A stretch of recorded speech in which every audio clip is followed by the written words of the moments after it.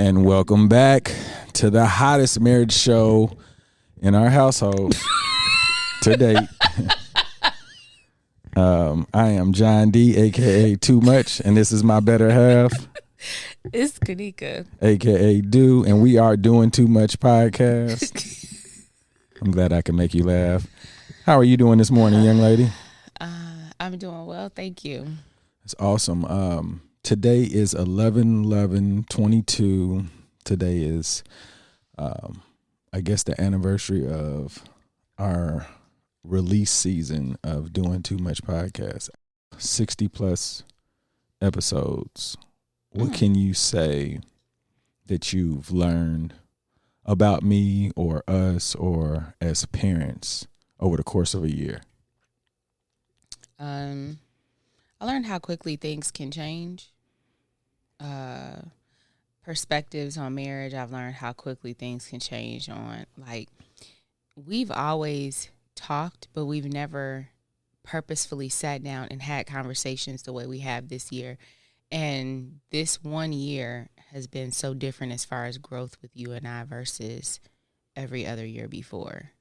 So that was a big change.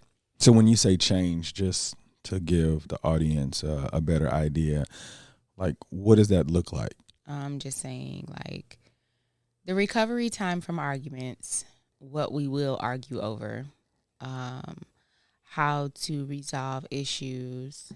We definitely learned how to parent a new personality that was difficult for us before. Like, we changed our approach to Darius this year, and that was so much different than when we had him the first time. And just seeing how changing your perspective or your approach can really, really change the entire, way that everything plays out.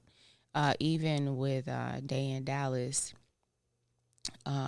seeing them grow and change what they're interested in and showing more interest, or like, you jump gung-ho into everything this last year, like with Dallas and German, you jumped right in, and now Dallas and archery, you jumped right in, and I think it makes them feel so much more connected to you.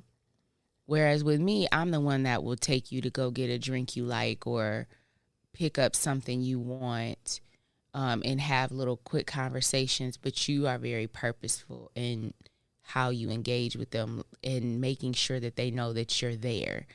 And so I can see the difference in how they interact with you. Yeah. And I like that. I didn't even think about it until, like, the parts that you add as a parent. The reason why I'm purposeful is because nothing comes second nature. Yeah. So as a father, what I was doing before was pretty much just doing what I thought I was supposed to be doing and didn't realize I could do more. But now I saw the things that I was doing and wasn't enough, and it didn't help you enough. Yeah. And just reflecting, the largest growth that I like over the year is our relationship. I love myself, the parent that I'm becoming, but I feel like I've grown more as a partner in this marriage, where I believe you understand my sincerity of wanting to become a better husband. And I think even though sometimes you look confused, I feel like it's just a part of the process. Like, I know a lot of times you ask me or say,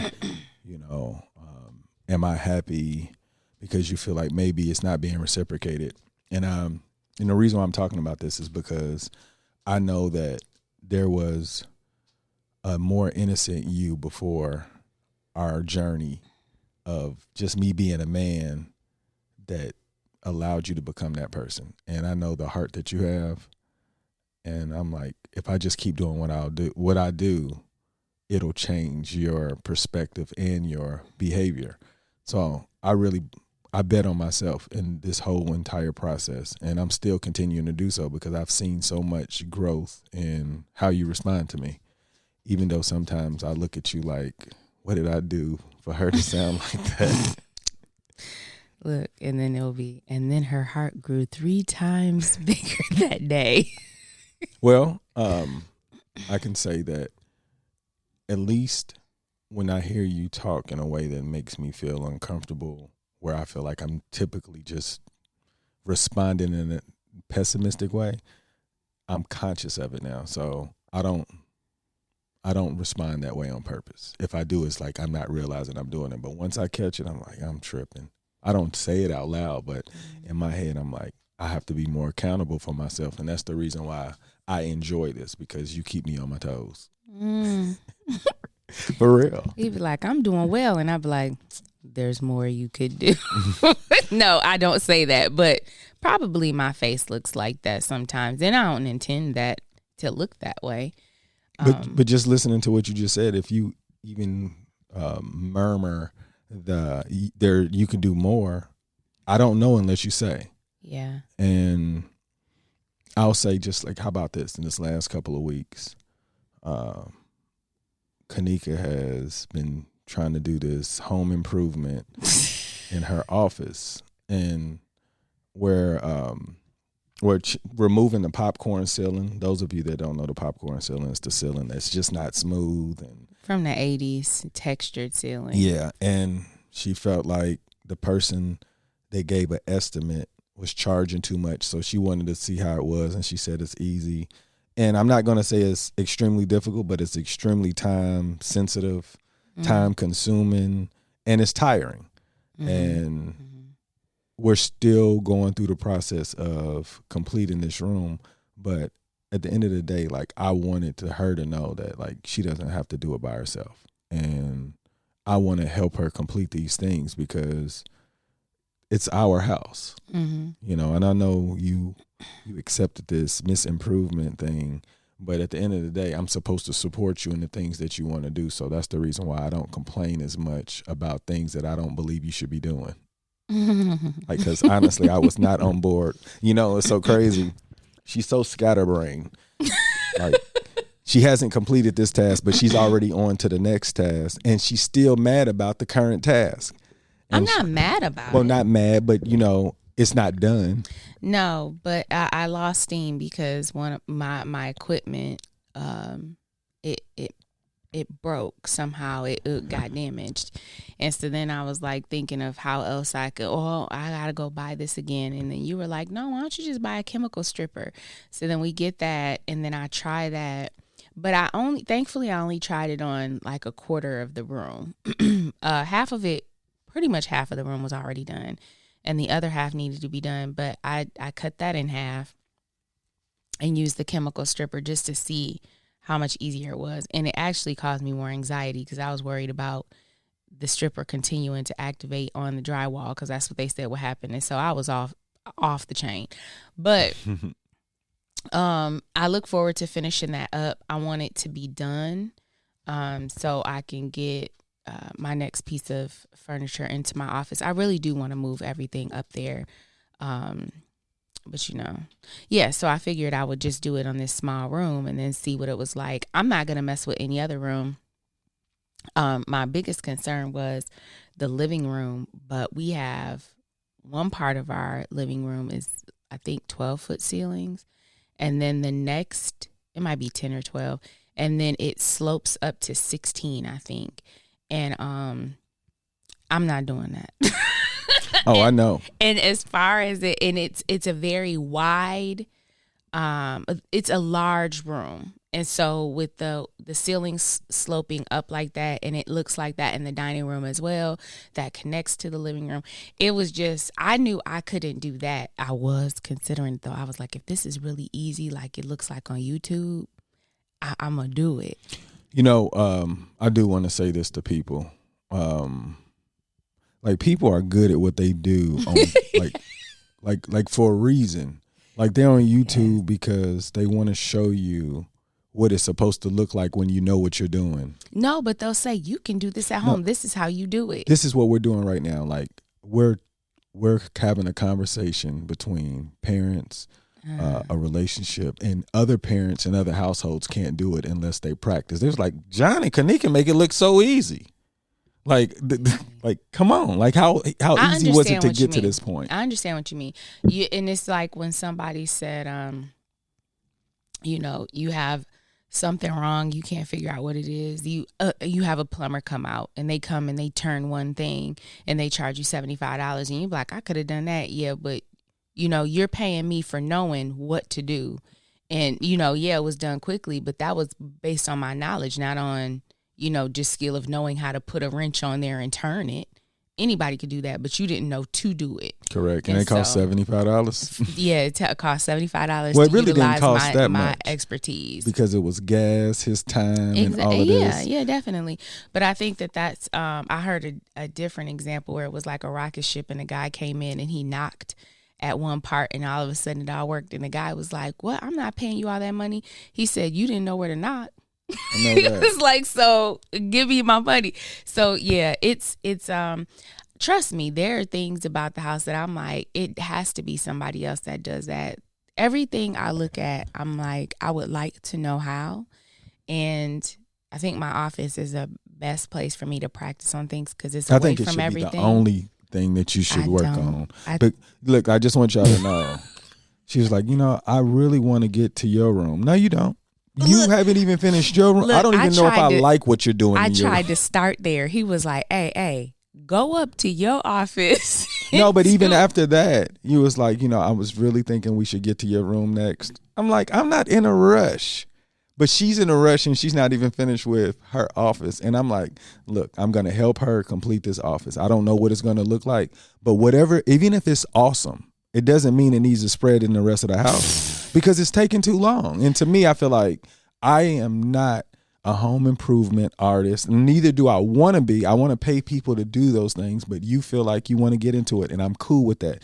But I feel like it's really time consuming. I feel like all the time that we're learning to improve a room the way that you want, I'm not ever going to get paid for it. Well, yeah, true. But think about how quickly we can do other stuff once we learn how to do this. But I think that somebody can do it in less time with less stress. They can. And that's the reason why we're working on our communication so that we can become so effective where people won't take advantage of us financially when they come to our home. That part. I don't know about Well, that's the way I'm thinking. I know. I'm like, if you're really good at something, prices won't be as high.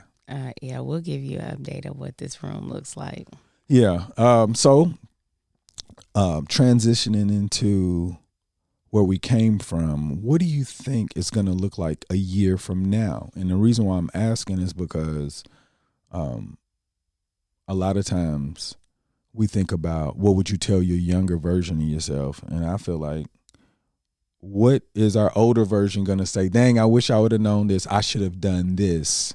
So a year from now, what are we going to say that we're glad that we talked about today so that it could develop by a year from now? What do you think that we should purposefully work on and be able to reevaluate and say, we actually completed those things? And then it's more like we have to be more organized with coming up with things that we want to do versus we're just going to wait for things to pop up.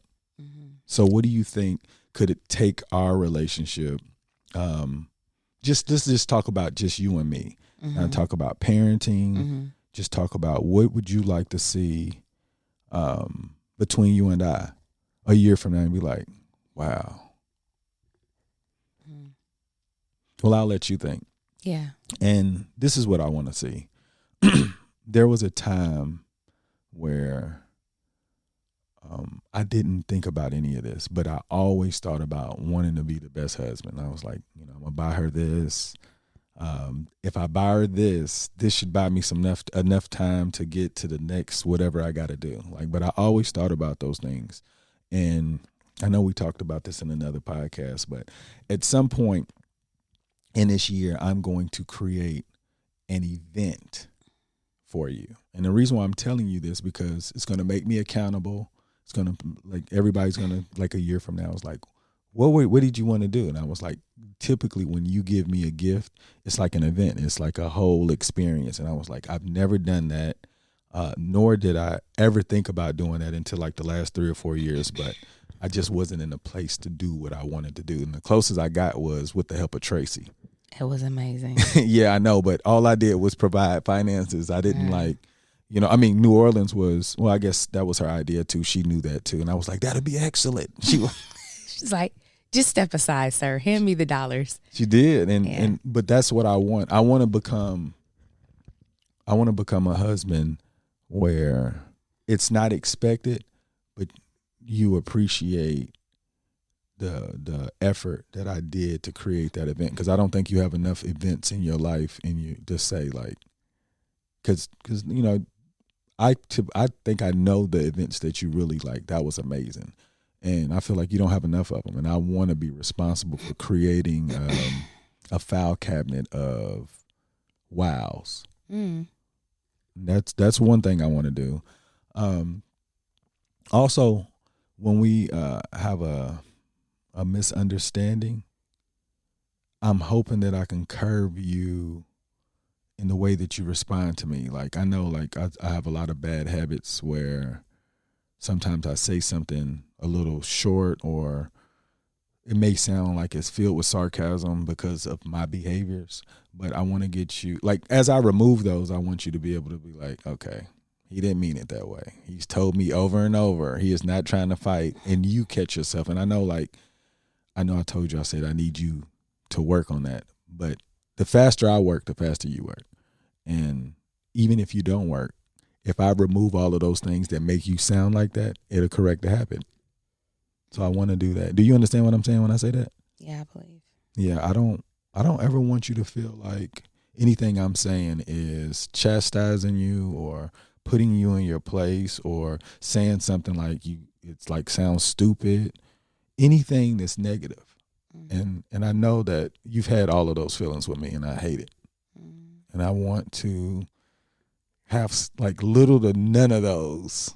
And I know it's going to happen, but at some point in one of these years, you're like, John, after such and such, you never did that anymore. And I'm impressed. And it makes me a better person overall too. Because the happier you are, I know that I did it. Because I know I made you sad. I know I made you mad. It wasn't like you were sad and mad on your own. So the least I can do is try to wow you in the sense of waking up like, I am glad I get another day with this man. And I know at one time you felt like that, and I wasn't about a penny with a hole in it. But if you cover up the hole, it still was a penny. Yeah, I couldn't buy nothing with it though. But that's nice. That's a nice goal. Oh yeah. I look forward. Hold on. Somebody tired. Oh my gosh, I cannot sleep. We'll talk about that later. The sleep quality, but I look forward to the events, and also continuing to improve the way we communicate with one another when things are a little unstable. Yeah, like people ain't in their best place, For me, it would be being more present for 3 reasons. One, our last fight, we were watching a movie with our kids, and I did not want to watch this movie, but I'm sitting in the room with everybody and I'm on my phone. John takes my phone out of my hand and throws it across the couch, and I was heated.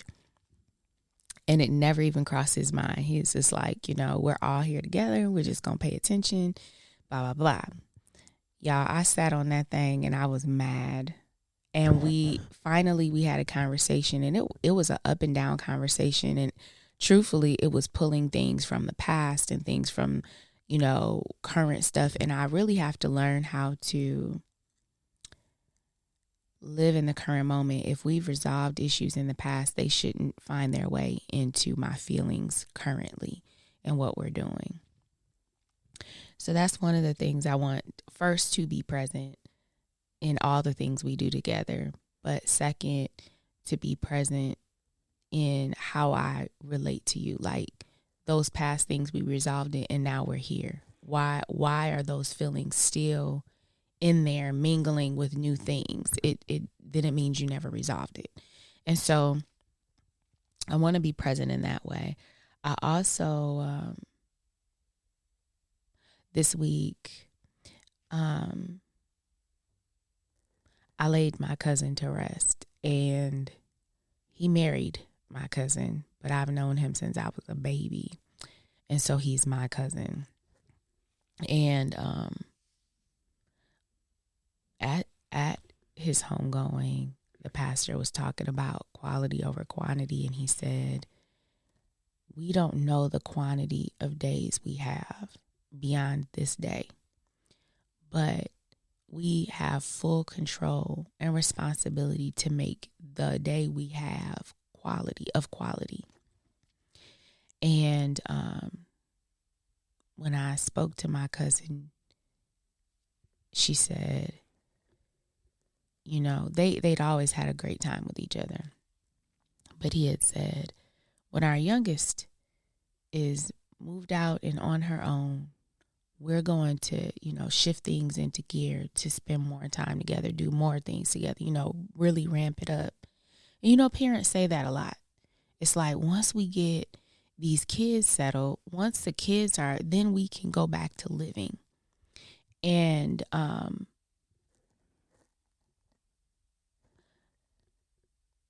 the youngest just moved out. And then, you know, that time that they had wanted together, they, you know, they didn't know the quantity. Yeah. Right? And so when I think about listening to her talk, and I think to myself, there are many days that I'm half in a conversation because I'm thinking about work, or I'm scrolling through something, or my mind is floating somewhere else. And that's not just with you, that's with everybody. But I don't know my quantity. And so at this point, everything I do should be to improve our interaction, and I don't want to leave anything on the table. If there's anything on the table today on 11/11 that we can experience and have a good interaction and be able to go to bed with a smile on our face, I want to do that, because I don't know what I'm going to have left. And so being present and making that time, quality time. Honestly, when we were sitting in here watching that movie last week, I felt like my physical body being here was enough, but it wasn't.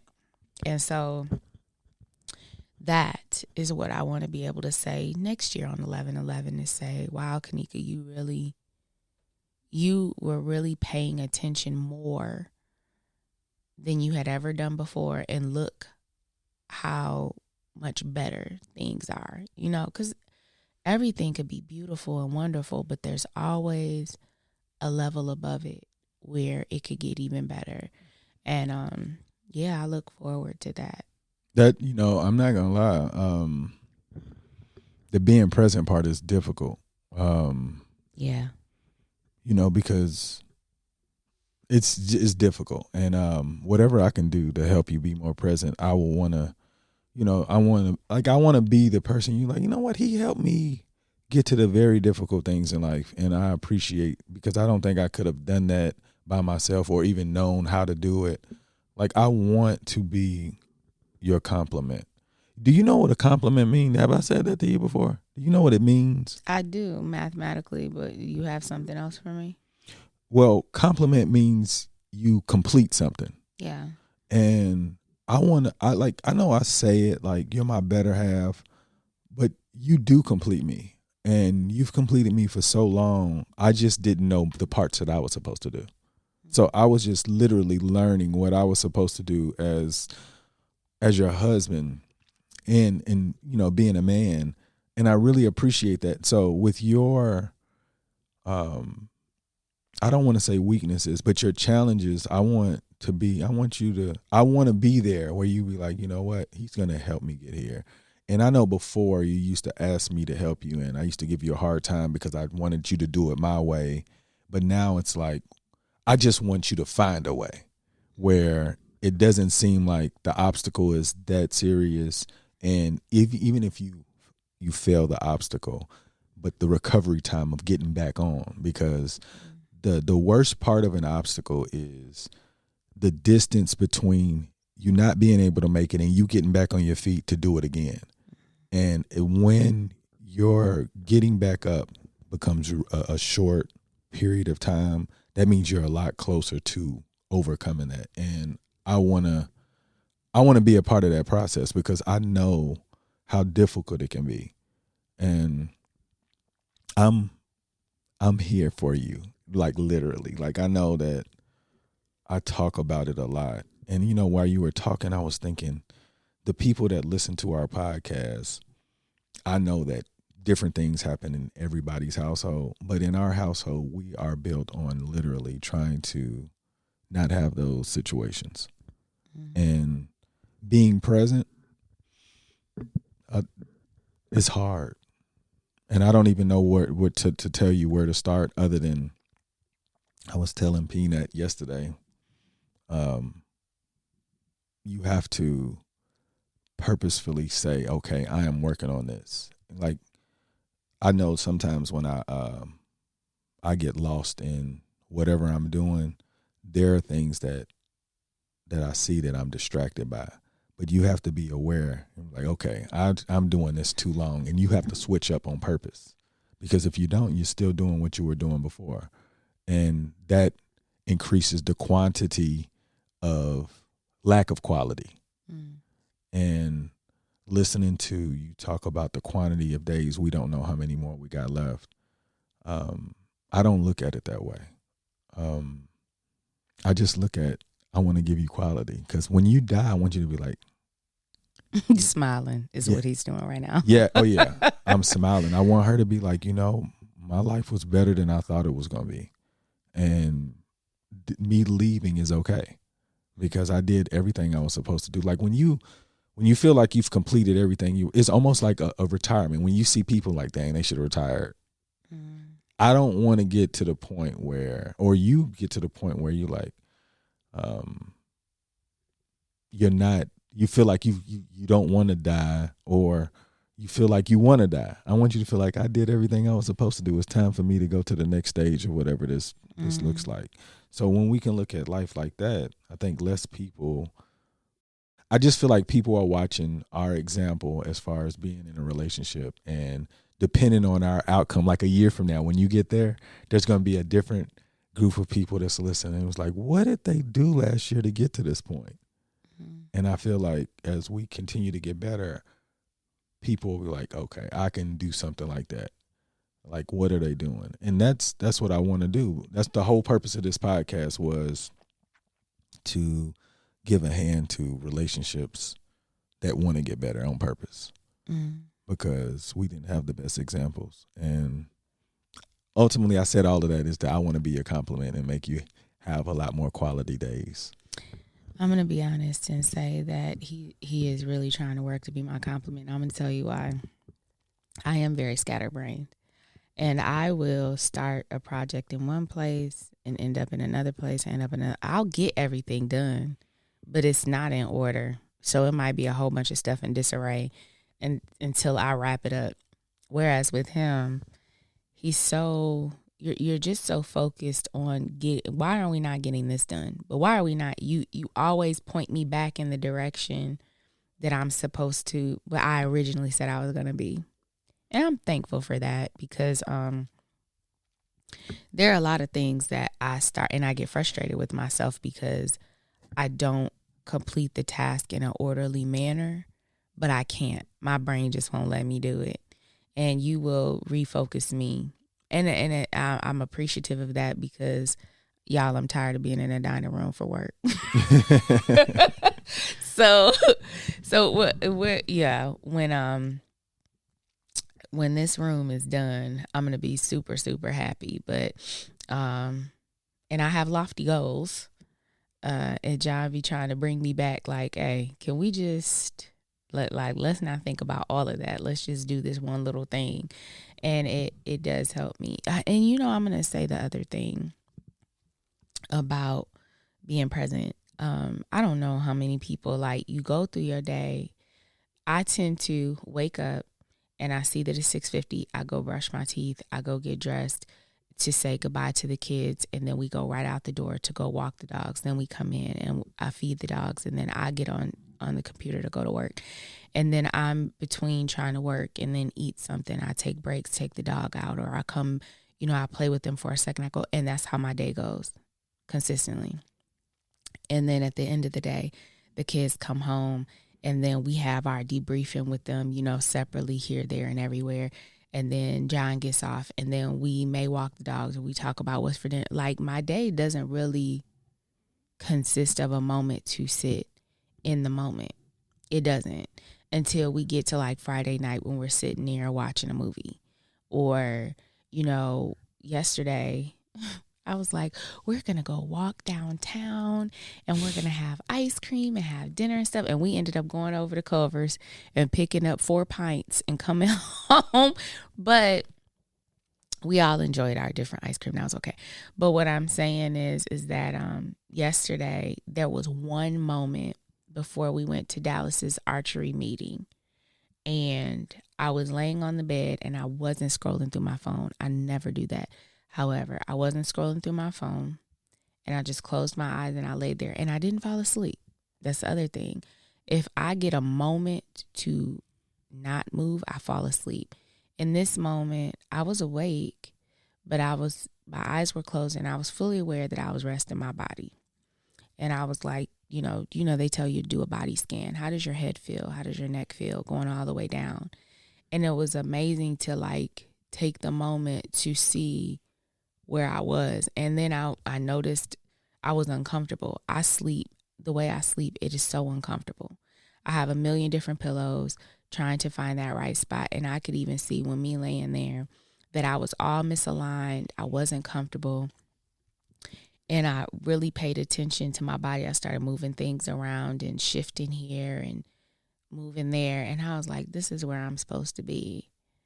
And so even with my own physical being, not even in how I relate with you, my presence it's necessary. It makes me feel so much better. And so I think that that's probably going to be my theme for this year. And I don't take on themes for a year. This is just me saying this off the top of my head right now. But I think that my theme for this year is presence. And it's funny because just recently I bought a picture that is the inspiration for my room. And it said, be present, not perfect. Look at God. Anyway. Won't he do it? Yeah. But that's going to be my goal for this year. Well, I want to help you, and I don't know what it looks like. And I've already thought about like just recently, just like in the last few minutes, like what could I do? But I'll probably look it up on ways that I could be helpful without telling you, like sound like a drill sergeant or whatnot. Or maybe you could come up with things to just remind you. I just want to touch on when you said, I remember you being in the bed because I was next to you, and I was like, she fell asleep. She gonna hate that she got to get up in a minute. But to hear you say that you weren't asleep, it was like, that's dope, because then I know that you dedicated time to yourself, because it's easy to fall asleep, and it's easy to be doing something. But when you can close your eyes, scan your body, and be present within yourself, that means you're giving yourself the time it deserves. So kudos to you, and hopefully. Thank you. Dang. Smell you very much. But yeah, I want to help you in any way possible. I guess that's all I had for this one.